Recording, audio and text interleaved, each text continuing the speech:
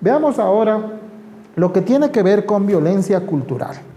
La violencia cultural, como dice el profesor Galton, crea un marco legitimador de la violencia y se concreta en actitudes, ¿sí? Educar en el conflicto supone actuar entonces en esos tres tipos de violencia. En esta imagen, por ejemplo, que está recogida de una publicidad de los años 60, de la época de nuestros padres, y cuando eran jóvenes, cuando nosotros éramos niños o quizás ni siquiera nacíamos, y se difundió por el mundo la idea de modernidad, y uno de los indicadores de modernidad era tener acceso a los electrodomésticos, a la lavadora, a la secadora y también a la aspiradora. Pero esa modernidad no cambiaba los roles, por ejemplo, de las mujeres. Y fíjense ustedes lo que dice la publicidad ahí.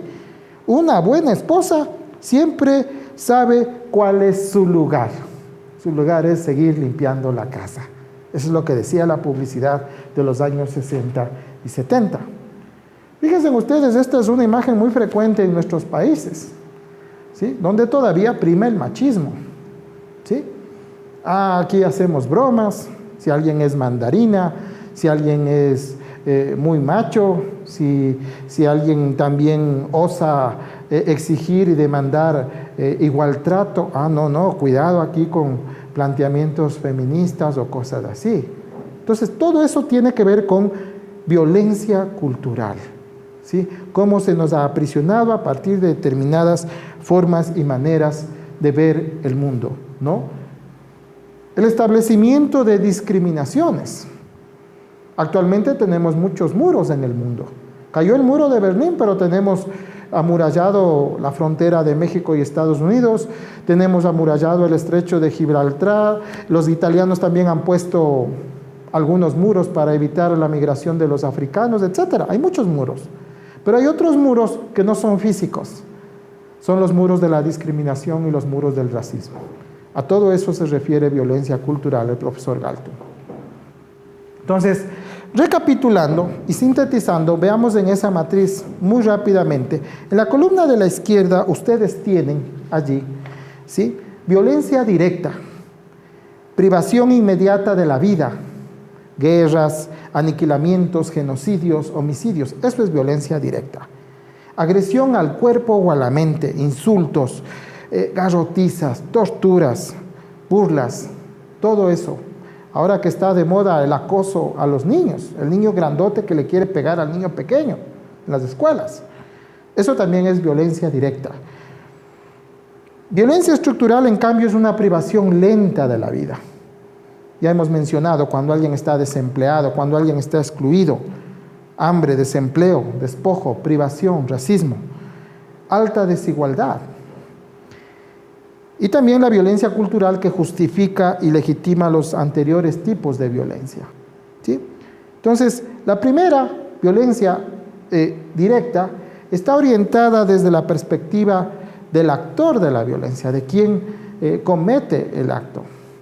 La segunda, violencia estructural, en cambio, está orientada desde la perspectiva de la víctima o de las víctimas. Y finalmente, en la última, cambia el color moral de los actos, ¿sí? Depende de la perspectiva, lo que para unos aparentemente es bueno o positivo y para otros no necesariamente lo es. En esta siguiente imagen podemos ver justamente la interrelación que Galton establece entre estos tres tipos de violencia. ¿Hacia dónde podemos pasar de una situación de violencia estructural, de violencia directa y de violencia cultural? Porque nos remite la violencia directa hacia un tipo de comportamiento de las personas, de sus actitudes. Estamos hablando también de violencia cultural, de valores, de visiones, ¿sí? Ahí hay una estrecha relación entre la violencia directa y la violencia cultural. La directa sería una suerte de manifestación de la violencia cultural, ya de acción. Y la violencia estructural, en cambio, nos alude a estructuras que niegan esas necesidades y derechos. Lo he dicho de muchas formas, como lo dice también el profesor Galton. Esto significa también que la manera como nosotros vamos a enfrentar y a tratar conflictos no puede reducirse a una sola de esas tres, como lo vamos a ver un poco más adelante. La paz, para introducir al concepto, no es un fin. La paz no es algo que se alcanza algún día llegar a la paz, como dicen muchas canciones y como rezan algunos poemas. Quizás es mucho más ilustrativo lo que nos enseñó el gran pensador, el gran líder del pueblo hindú, Mahatma Gandhi. ¿Qué es lo que nos dijo Gandhi? ¿Sí? Gandhi, bueno, nos dice básicamente, no hay camino para la paz. La paz es el camino. Esto contradice una noción dominante como la que estamos mirando, y que Galton la califica de paz negativa. Esa paz negativa tiene que ver más bien con la manera como evitar la guerra, cómo hay seguridad, cómo amurallamos las ciudades, cómo ponemos más guardias. Pero eso está hecho desde la perspectiva de la propiedad y también desde la perspectiva del Estado. ¿Cómo evitamos conflictos? Estamos mirando a los conflictos como algo exclusivamente negativo.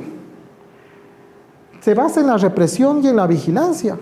También tenemos que ver, entonces, como les dije, en esta paz como un ideal, como una utopía, un deseo, como si la paz fuese algo completamente inalcanzable. Por eso cobra relevancia lo dicho por Mahatma Gandhi. No hay camino para la paz. La paz es el camino. ¿Sí? Quiere decir que todos los días, cotidianamente, nosotros tenemos que ir construyendo paz. No puede haber contradicciones entre valores, actitudes, comportamientos y también compromisos por los cambios estructurales. Como dice también el profesor Galton, contradiciendo un postulado antiguo del filósofo inglés Thomas Hobbes, ¿no? Si quieres la paz, prepárate para la guerra. Lo han dicho muchos estrategas de la guerra. Johann Galton dice, al contrario, si vis pacem, pare pacem. Si quieres la paz, prepárate para la paz. ¿Sí? Es eso. Siguiendo una línea donde tenemos que hablar de cultura de paz, que significa atacar tanto la parte de las conductas, la parte de la cultura, pero sin dejar de lado también la parte de las estructuras. Veamos cómo es el planteamiento.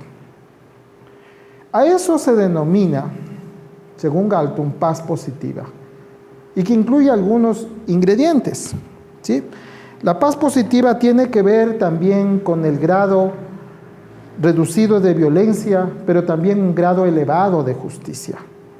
El fomento de la justicia, de la igualdad, pero también de la inclusión, de la equidad.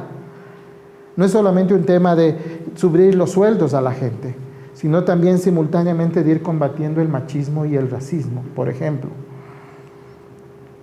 La autorrealización y la armonía social. Aquí en Ecuador tenemos un concepto como el de buen vivir. Es un concepto muy compatible y muy interesante para hablar de paz. También nos habla de reducir los conflictos destructivos con salidas no violentas. Quien siembra vientos cosecha tempestades, decía un viejo refrán. Aquello que se construye de manera violenta solo puede ser mantenido de manera violenta. También decía Gandhi. Es un proceso entonces y una dinámica que incluye personas, grupos, instituciones, estados. La paz no puede excluir a nadie. Todo eso tiene que ver con paz. Bien, ahora veamos en nuestro siguiente y último parte los conflictos. Ya hemos visto los diferentes conceptos. Y ahora terminamos con los conflictos. ¿Qué son los conflictos? Y vamos a hacer una lluvia de ideas. Yo les he pedido que anoten a los estudiantes algunas ideas y también a partir de las lecturas de algunos textos. Y revisemos un poco lo que nos dicen estas ideas sobre los conflictos. ¿Cuáles son las percepciones que tenemos frente a los conflictos? Para unos dicen, bueno, es una crisis y oportunidad.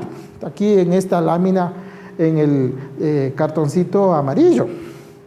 El otro dice, el de color azul, un hecho natural, estructural y permanente en el ser humano. Otros dicen una situación de objetivos incompatibles. Uy, ¿qué será eso? Bueno, objetivos que no se llevan bien el uno con el otro. Una experiencia vital, holística, y una forma de relación de poderes. En fin, podemos ir aumentando y aumentando muchas ideas con respecto a lo que entendemos por conflictos. Entonces es necesario que nosotros podamos, a más de hacer esta lluvia de ideas, construir un concepto, para lo cual es importante tomar en consideración estos tres aspectos. Primero, lo que tiene que ver con aspectos interiores del ser humano, lo que llevamos aquí en el corazón, lo que llevamos en la mente, lo que constituye, por ejemplo, el odio, lo que constituye también el temor. Hay personas que tienen odio y temor a otras personas por simple formación, prejuicio, desconocimiento. Mujeres que odian a los hombres, hombres que odian a las mujeres, blancos que odian a las personas que tienen piel oscura, etc. Freud subraya la raíz de los problemas humanos en los procesos y en las contradicciones personales entre el yo y el superyo, entre el ello y el superyo. Es decir, estamos hablando de psicología, de lo que tiene que ver con la formación de nuestra personalidad, ¿sí? De ir adquiriendo una serie de pautas de comportamiento. El segundo aspecto tiene que ver con la incompatibilidad de objetivos entre las partes. Darwin se refería a esto a partir de la competencia. Yo no soy muy partidario de estas premisas porque sobre todo hay una ligera distorsión que tiene que ver con el darwinismo social, pero dejemos de lado mi opinión sobre ese punto. El tercero tiene que ver con el hecho externo de las contradicciones, es decir, con las estructuras a las que ya aludíamos hace un momento. Marx se centraba en las contradicciones dentro de la sociedad, entre capital y trabajo, y también entre quienes tenían o no el control de los medios de producción. Entiéndase tierra, entiéndase también las fábricas, las herramientas, las maquinarias, etcétera, que son la base de todos los procesos productivos. Veamos esta siguiente imagen, aquí en este triángulo. Nosotros podemos analizar tres elementos que el propio profesor Galtung lo ha analizado. Primero vemos en el triángulo una esquina que tiene que ver con actitudes, que tiene que ver con las presunciones de lo que hay dentro de cada uno de los otros, como ya lo habíamos explicado, ¿sí? Esta distorsión en las mentes que deriva en odio. Si solo nos fijáramos en eso y dijéramos, bueno, es necesario a la gente convertirle, ¿sí? Civilizarle, pensar que solo con un ejercicio de adoctrinamiento le vamos a convencer que piense de otra manera, conversión ideológica. O alguien que piensa que convirtiéndose a una determinada confesión religiosa, yéndose a otra iglesia o a una secta religiosa, también puede cambiar de actitud. O algunos pensarán que es un tema de psicoterapia, de ir a un diván, a un psicólogo. O también de emprender amplios programas de capacitación y de educación. Sin embargo, con todo eso, hay muchos sitios donde se hace todo eso. Donde hay psicólogos, hay terapistas, hay pedagogos, hay educadores. Y sin embargo, en esas sociedades se tolera el uso de las armas y se tolera la guerra. Y se tolera la pobreza y se tolera la agresión a países enteros. Veamos el punto B, que tiene que ver con el comportamiento, que es algo que ya está más fuera, ya no tanto en el interior de cada persona.